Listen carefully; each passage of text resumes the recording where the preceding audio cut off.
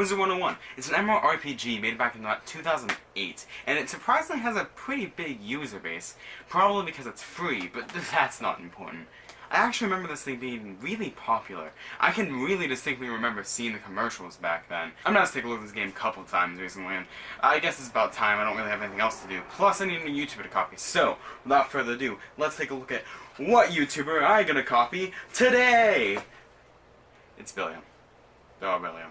When you start Wizard101, you have to take a test. It's a lot like the Sorting Hat, except way less cool. I got into the fire school, however, as soon as you're done with the test, you can just kind of pick whichever one you want to. They have fire, ice, storm, myth, life, death, and balance. I went with fire because it seemed cool. Once you get into the game, you run through a small tutorial where you're introduced to the two main characters, Headmaster Ambrose and the evil Malistaire. They played off as if they're mortal enemies. It seems kind of interesting at first, but the writing's so childish and doesn't really have a lot going, so it just loses all interest.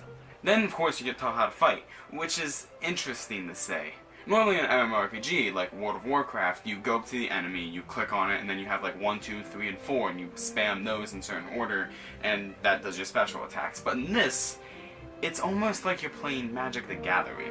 You have a deck of cards, and each card does a certain attack, and when you use the card, it goes away. Now, the tutorial doesn't do an amazing job of how you attack, so once you get into the actual game, you have a deck.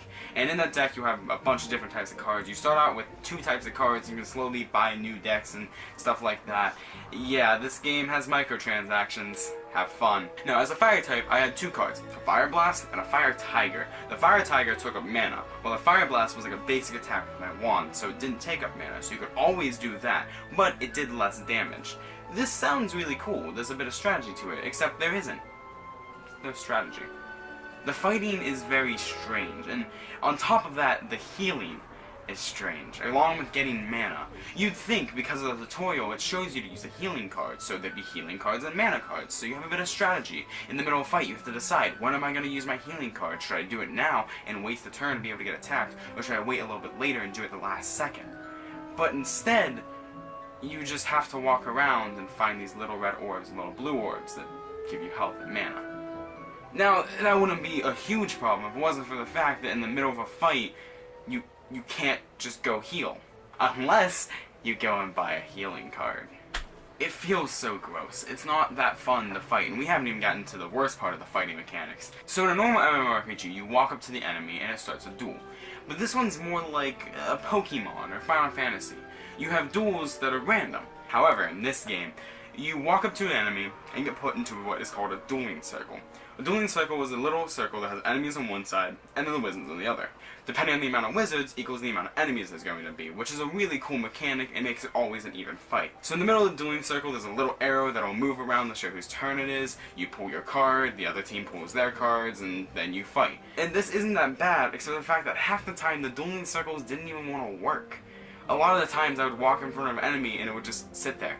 And then it would realize I'm there and make me fight. Now here's the big problem. Let's say you accidentally get into a fight that you didn't want to, or you go into a fight and realize your health is almost gone. What are you supposed to do? Well, there's a run button. Like in Pokemon, you run, you get out of there, and you continue on your journey. Yeah, no, this takes you back to the hub world. That makes sense, right? Now another really stupid thing is the fact that in order to just avoid the enemies, you just gotta walk on the sidewalk.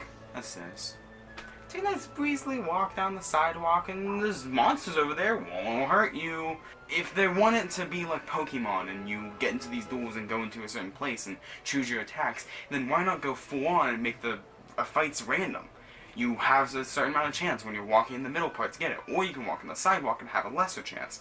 You know, tall grass versus paths. It works so much better that way. But instead, it just looks really janky.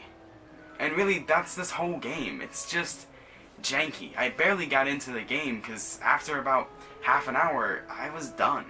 It had a lot of potential, but it kind of fell flat on its face. Maybe if you get past this first part, it could get fun, but I'm not a huge fan of it. One good thing I can say about Wizard101 is that it did give me Sean Giant Spear. And now I can always hang off my wall. My printer ran out of ink when I was trying to print him, so he looks a little weird, but I still love him.